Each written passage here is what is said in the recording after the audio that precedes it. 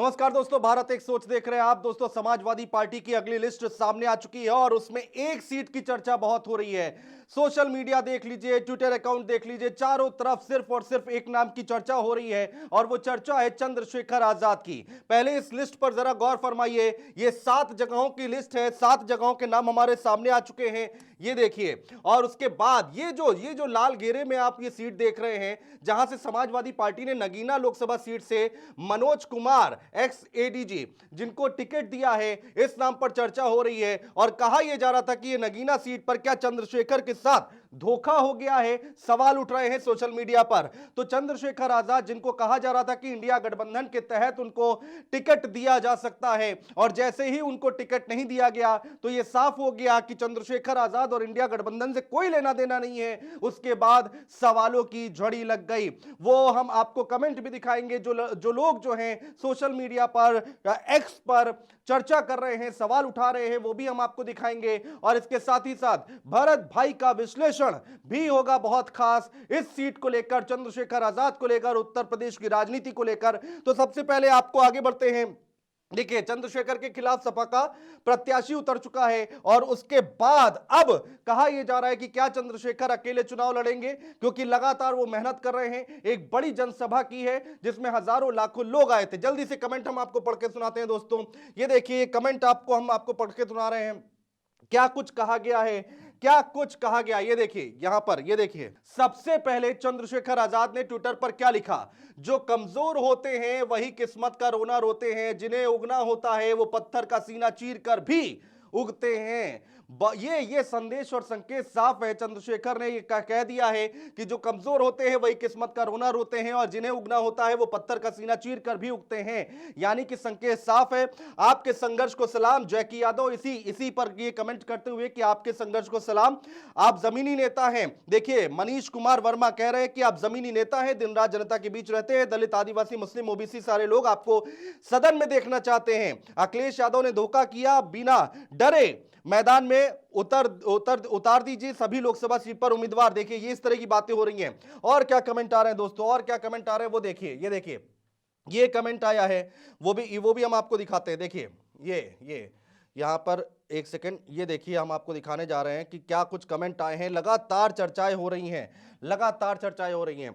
इस पे क्या लिखा हुआ है, देखिए, ये देखिए, आप जमीनी नेता है, दिन रात जनता के बीच में रहते हैं। ये कमेंट हमने पढ़ दिया है, इसके बाद हम आपको पढ़ाएंगे। देखिए, ये एक कमेंट और आया है जिसमें लिखा है, नगीना से चंद्रशेखर आजाद भाई चुनाव लड़ने की पूरी तैयारी कर चुके हैं, लेकिन सपा अपना प्रत्याशी उतारकर सही किया या गलत कमेंट करके बताएं। मेरे समझ से सपा ने गलत किया है, अब आप अपनी राय दें। इस तरह की बातें देखिए होनी शुरू हो गई है। एक और कमेंट आया है, देखिए, और क्या कमेंट आया है वो हम आपको बता रहे हैं। चलिए अगले कमेंट्स की बात करते हैं। पीयूष कुमार हैं, क्या लिख रहे हैं। चंद्रशेखर जी, आप चुनाव लड़ो, जिन्होंने धोखा दिया उनकी सीट पर भी लड़ाओ, बाकी सभी सीटों पर बसपा का समर्थन कर दो, भले ही बसपा आपके खिलाफ प्रत्याशी भेजे, दलितों में यह बहुत बड़ा संदेश देगा, यकीनन आपकी जीत होगी। इस तरह के कमेंट आ रहे हैं। एक और है, देखिए क्या लिख रहे हैं सौरभ, जो कि आईएनसी लिखा है, यानी कि कांग्रेस के हो सकते हैं, पता नहीं, लेकिन लिखा है उन्होंने, नगीना लोकसभा सीट पर हमारा समर्थन चंद्रशेखर आजाद को है, समाजवादी पार्टी के प्रत्याशी को नहीं, समझे दलित विरोधी दोगले अखिलेश यादव। देखिए, एक और कमेंट आया, पुरुषोत्तम यदुवंशी हैं, क्या लिखते हैं, आप अपना संघर्ष चालू रखिए, जब समय आएगा तो समाजवादी का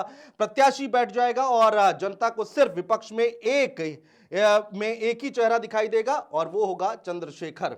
तो ये देखिए, इस तरह की बातें कही गई हैं, लगातार इस तरह के बयान आ रहे हैं। और जातीय समीकरण जल्दी से समझ लेते हैं, उसके बाद भरत भाई का विश्लेषण बहुत महत्वपूर्ण है, वो भी हम आपको सुनाएंगे, उन्होंने क्या कुछ कहा है इस पर। मुस्लिम वोटर्स की आबादी यहां पर बहुत ज्यादा है दोस्तों।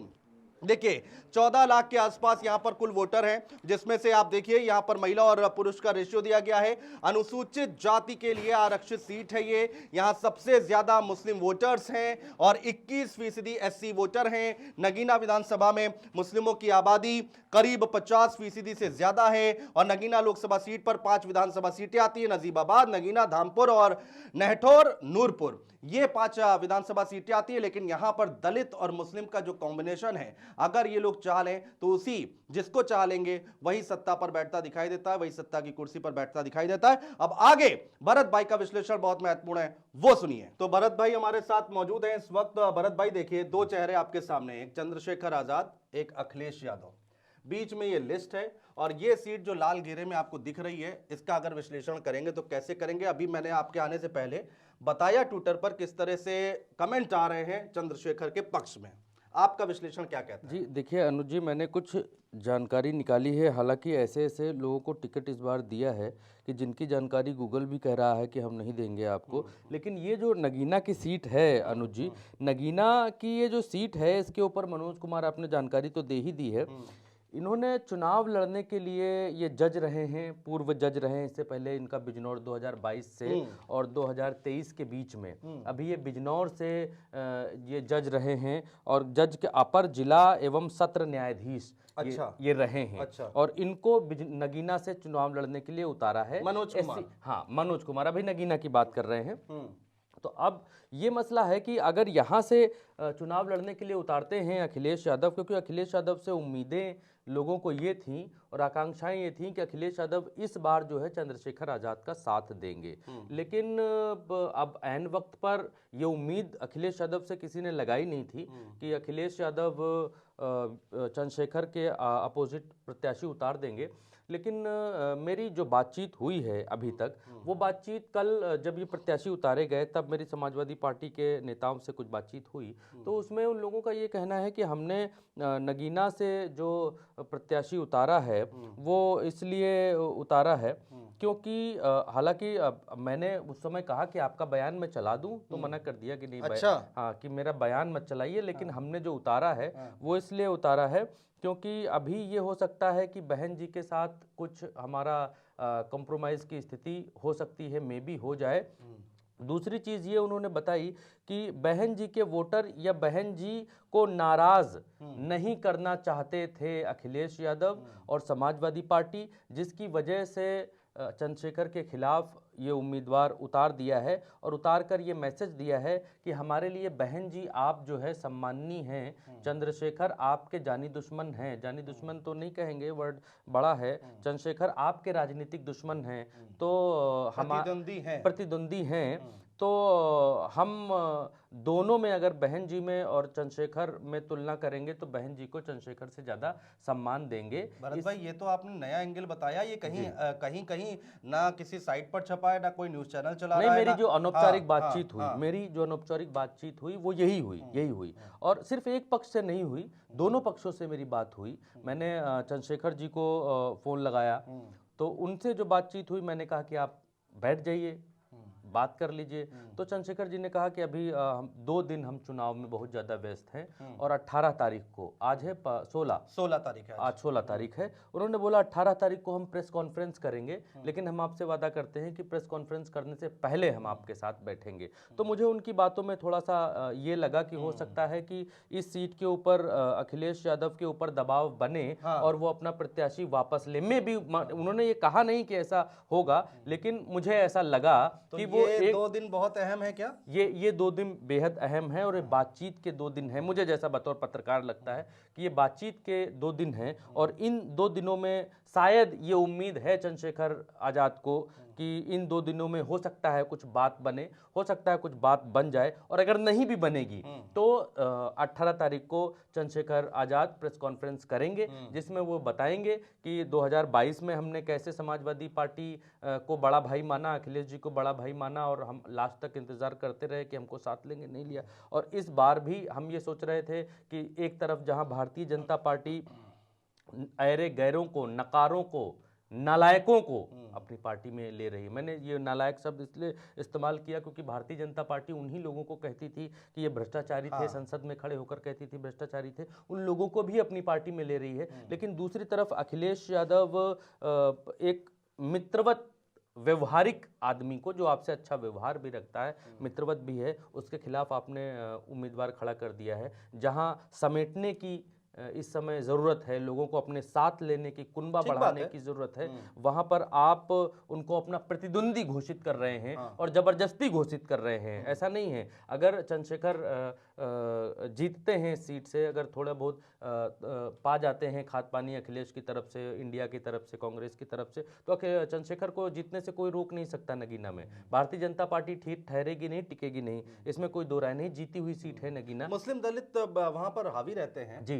और जीती हुई सीट है नगीना, लेकिन फिर भी अब ऐसा व्यवहार अखिलेश यादव क्यों कर रहे हैं उसको मैंने जानने की बहुत कोशिश की, और जितना मैं जान पाया उतना मैंने आपको बताया। और लेकिन मुझे मेरा एक सवाल है, देखिए इंडिया गठबंधन की शुरुआत करने में इनिशिएटिव लिया अखिलेश यादव ने और कहा कि हर छोटे बड़े दल पूरे देश भर में एक साथ आए, बीजेपी को हराएं।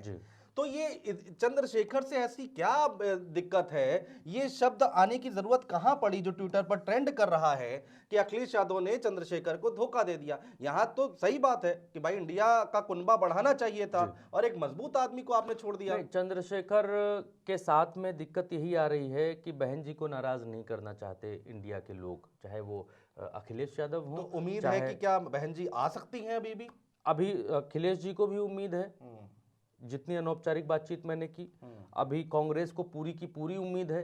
कांग्रेस ने सोनिया गांधी को बहन जी से बातचीत में लगाया हुआ था। पहले प्रियंका गांधी थी, उसके बाद सोनिया गांधी को आगे किया, और सोनिया गांधी इस समय मायावती जी से बातचीत कर रही हैं। लेकिन मायावती जी बार बार लगातार यही कह रही हैं कि नहीं आएंगी, नहीं आएंगी, नहीं आएंगी। लेकिन एक पत्रकारों का बड़ा वर्ग है और एक राजनीतिक विश्लेषकों का बड़ा वर्ग है और एक राजनीतिज्ञों का बड़ा वर्ग है। ये तीन वर्ग ये बात कह रहे हैं कि आचार संहिता लागू होने दीजिए। जब मैं चंद्रशेखर से बात कर रहा था तो उनकी बातों में भी मुझे कुछ हल्की सी झलक दिखाई दी कि आज अभी हम जब ये चर्चा कर रहे हैं इससे 1-2 घंटे बाद आचार संहिता लागू हो जाएगी, और आचार संहिता लागू होने के बाद 2 दिन 18 तारीख को चंद्रशेखर प्रेस कॉन्फ्रेंस करेंगे। 18 तारीख से पहले चंद्रशेखर ये देखेंगे कि बहन जी आती हैं कि नहीं आती हैं, समीकरण क्या बनता है, नहीं बनता है, जो भी बनता है। और तब भी अगर अखिलेश यादव ने प्रत्याशी वापस नहीं लिया तो चंद्रशेखर घोषित कर देंगे कि हम लड़ेंगे।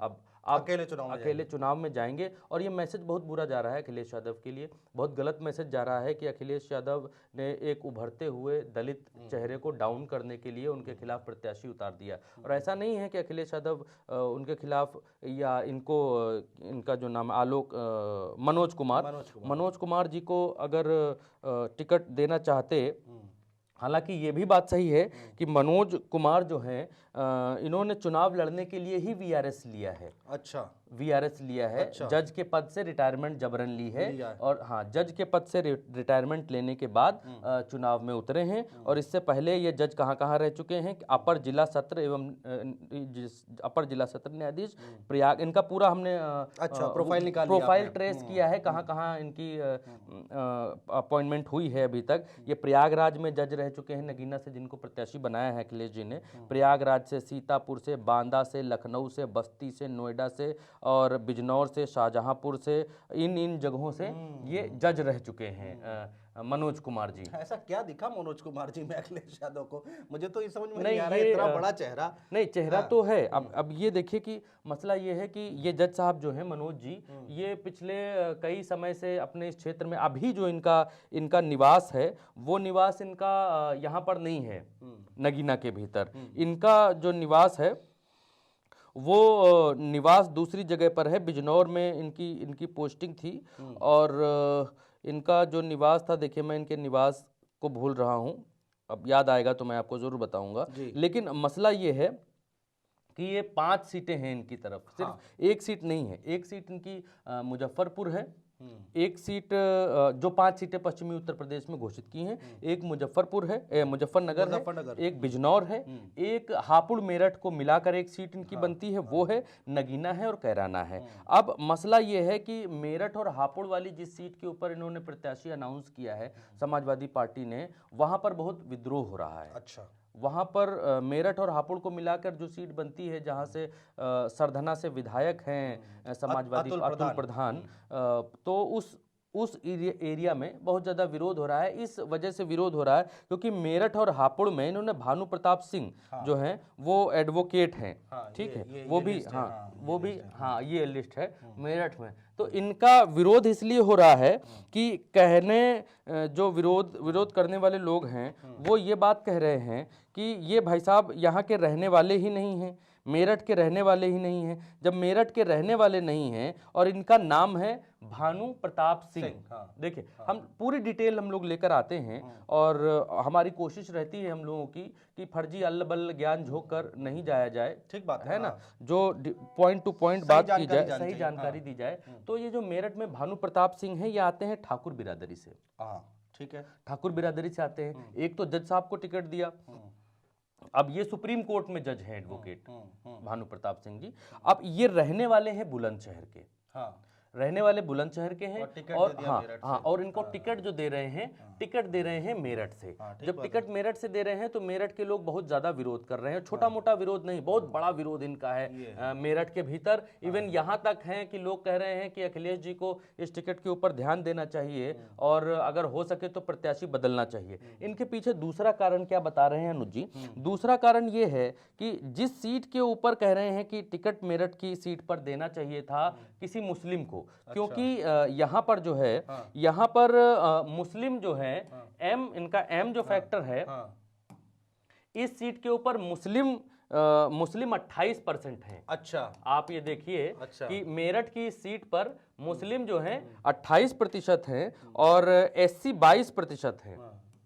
एससी हो गए 22%, एससी 22% हैं, मुस्लिम जो है 28% हैं, जाट 15% हैं। अब ये ऐसे ही अंदाजा लगा लीजिए, ब्राह्मण जो हैं वो 8% हैं और वैश्य राजपूत 5% हैं। ठीक है, तो अपर कास्ट में अगर आप अपर कास्ट में देखेंगे तो 8-5 कितना हुआ?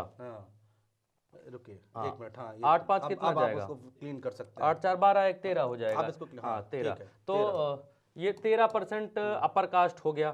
ठीक है, तो अब ये देखिए कि यहाँ पर कितना राजपूत जो बिरादरी है वो 5% है, जो 5% हमने आपको बताया, जो अपर कास्ट में हमने जोड़ दिया 8 और +5 है ना, ठीक है। ये हमने जोड़ दिया, 5% राजपूत है। अब जहां मुस्लिम 8% है, 28% है, एससी 22% है, वहां पर आपने भानु प्रताप सिंह को टिकट दे दिया। वाई? बिल्कुल सही बात है, क्या आकलन है आपका? वाई, क्यों? बिल्कुल ठीक बात है। भानु प्रताप सिंह का तो मतलब कोई मतलब नहीं बनता था। 28 और 22, हाँ, आप देखिए 30, 40, 50% भाई साहब। हाँ, ये मुस्लिम और एससी अगर मिला ले तो 50% वोट बैंक इनका है। हाँ, और ये जो राजपूत आबादी है जहां से इनको टिकट दिया गया है, उनकी संख्या 5% है, 5%, बस 5%। पूरे मेरठ में 5% इनकी जाति के लोग रहते हैं। जाति के लोग रहते हैं, और वो भी ये मेरठ के रहने वाले नहीं हैं, बुलंदशहर के बताया, बुलंदशहर के रहने वाले हैं।